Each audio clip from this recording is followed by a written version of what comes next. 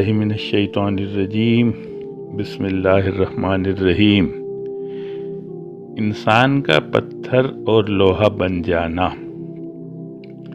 حضرت محمد صلی اللہ علیہ وسلم نے جب کفار مکہ کو اللہ کے دین کی طرف بلایا تو پہلے تو انہیں اس بات پر تعجب ہوا کہ بہت سارے معبودوں کو چھوڑ کر ایک نہ نظر آنے والے اللہ کو کیسے معبود بنا لیں۔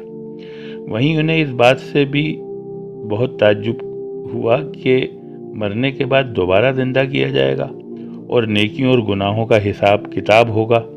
انہوں نے تعجب سے کہا کہ جب انسان ہڈیاں اور خاک بن جائے گا تو دوبارہ زندہ کیسے کیا جائے گا؟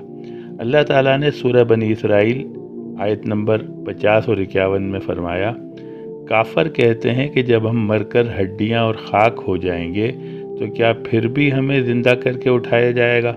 ان سے کہہ دو تم پتھر ہو جاؤ یا لوہا یا کوئی اور چیز، تب بھی زندہ کیے جاؤ گے۔ اللہ نے فرمایا کہ ہڈیاں اور خاک تو کیا تم پتھر، لوہا یا کوئی اور چیز بھی بن جاؤ تب بھی اللہ تمہیں زندہ کر کے حساب لے لے گا۔ پہلے پتھر یا لوہا آنے والی بات کو ایک مثال کے طور پر سمجھا گیا، لیکن آج کے دور کی ایک ریسرچ یہ بتا رہی ہے کہ انسانی ہڈیاں ایک خاص مدت کے بعد پتھر اور لوہے میں تبدیل ہو جائیں گی۔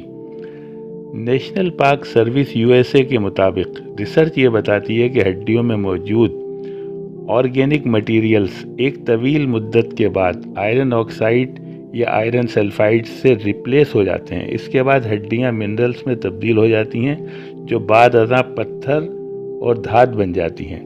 قرآن مجید کی آیات متشابہات میں سے بہت سی آیات وقت گزرنے کے ساتھ ساتھ آیات محکمات بنتی جا رہی ہیں۔ صدق اللہ العظیم۔